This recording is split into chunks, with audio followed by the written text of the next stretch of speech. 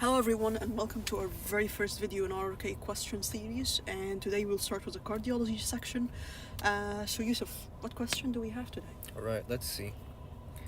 So before we get started, we recommend that you guys pause the video and give this a try, and when you're ready, you could resume. I got it wrong! You need to teach me how to get it right. Alright, sure, let's see. So here we have a 37-year-old man. Mm-hmm. Comes to the clinic complaining of palpitations. Mm-hmm. So it sounds like something cardiovascular, but it's a very non-specific symptom.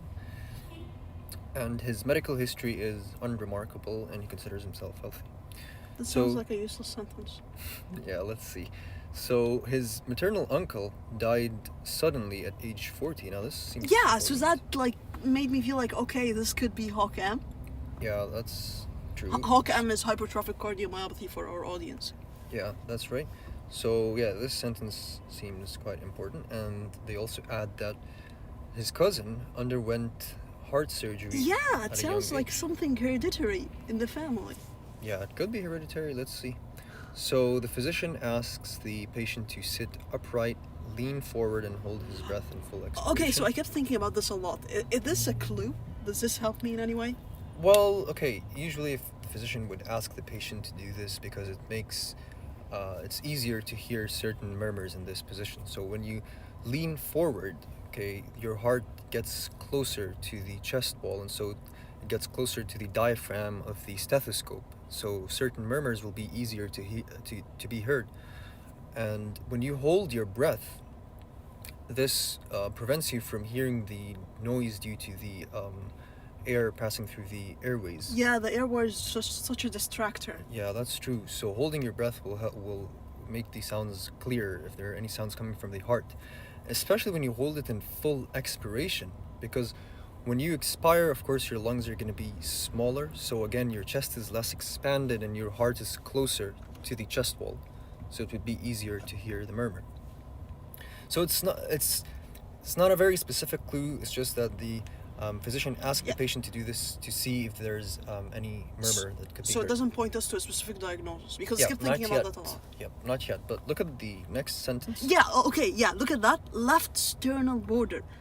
For me, that was a key word, like it helped me diagnose, and it turned out to be wrong. Yeah, that's true. Look at the next phrase here. So it's a decrescendo early diastolic murmur. Yeah, I didn't So there pay that aren't much many attention. diastolic murmurs, really. So this actually, for me, when I first looked at this question, this is how I eliminated HOCM, or hypertrophic cardiomyopathy. Yeah, I picked HOCM. I was just like finished. His maternal uncle died suddenly. He has a cousin with a history of heart surgery, so probably something hereditary. And I was just like left sternal border, because I know that if Yeah, look at this picture here. yeah, exactly. Like on the left sternal border, that's HOCM. Yeah, but there are other murmurs that could be heard in the left sternal border as well. Yeah, true. So if we're talking about number 3 here, this is not the lower left. They didn't say it's the lower left sternal border. No, they did not. They just said sternal border. So like you said, there are 2 murmurs that we could hear here. Mm-hmm. You could hear a crescendo decrescendo systolic murmur in an hypertrophic cardiomyopathy at here. Oh, could you write that down? This part here, number 3. Let me use the pen. So here. So this is it's not a decrescendo. It's crescendo decrescendo. Yeah, that's why. Yeah. But isn't that the same murmur of aortic stenosis? Yeah, aortic stenosis is also crescendo decrescendo. Good point. But the aortic stenosis is heard here at number 1, the right second intercostal space. Yeah. Okay. And you could also hear aortic regurgitation here. But, Okay. But aortic regurgitation due to aortic root dilation, not due to a valvular problem. What does that mean?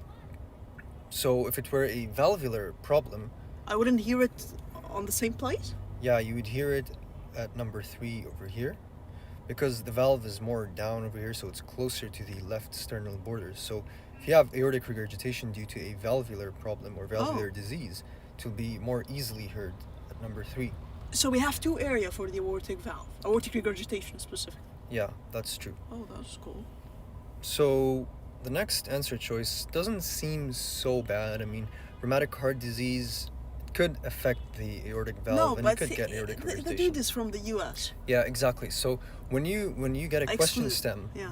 that doesn't mention the country of the patient or that they're an immigrant or anything like that, you gotta assume that the patient is a U.S. citizen. So this kind of excludes rheumatic heart disease. Also, the patient's history is unremarkable. Uh-huh.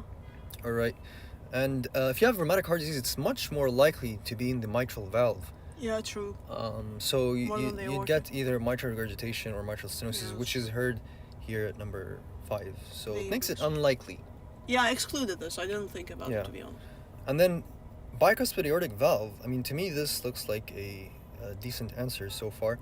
I mean, if you have aortic regurgitation, it would suit the murmur the physician heard at the left sternal border and decrescendo early diastolic murmur. Yeah, Right, we because said it's a this valvular is- problem, right? Yeah, we said we could hear aortic regurgitation at this particular place. So at this place in particular, you could only hear 2 murmurs, like you said, hypertrophic cardiomyopathy and aortic regurgitation. But they said decrescendo, so you're just left with aortic regurgitation here.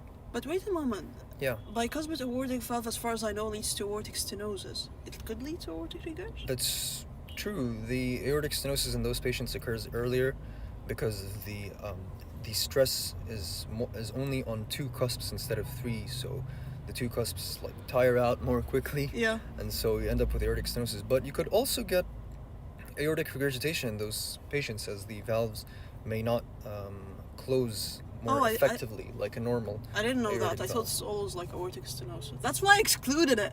Yeah, so that's something to consider. But the way I looked at this is, okay, so left sternal border, decrescendo early diastolic murmur. Just, it sounds like aortic regurgitation. There's nothing else. So I looked at the answer choices, and especially in a middle-aged man that has an unremarkable history, and he considers himself healthy, so he's not presenting with any significant features. He doesn't look sick. Yeah. So I immediately looked at the answer choices and thought, okay, what's the only thing here that has something to do with the aorta? C. So I looked at C, and then I started eliminating the other answer choices to make sure I got this right. And we usually read the last sentence first. So when I approached this question, I read the last sentence first at the left sternal border. This is where I started. And then I read the rest of the stem. So yeah, that's how I approached it initially. Yeah, I get you. Yeah. So I could exclude the last 2 answers for you if you want.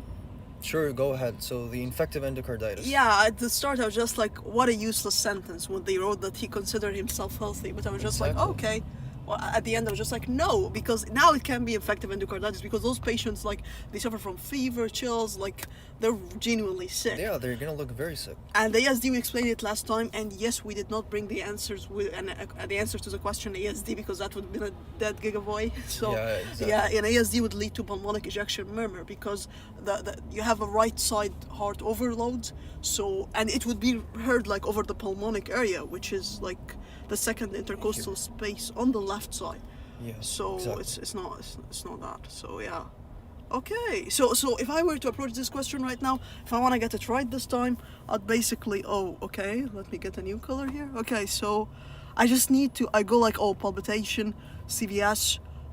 Okay, this turned out to be a distractor, which what I actually at the start was just like, I paid all the attention on, and I just gotta look at the murmur and the site of the murmur and just realize that this murmur is for the aorta. Yeah. That's And right. this is the only thing that has something to do with the aortic valve. And that's it. Yeah. That's Okay, right. good job, man. Thanks a lot. I really appreciate the help. You're welcome. Okay. So I Anything- think that's all what we have for today. Yeah, that concludes our video. Thank you everyone for watching.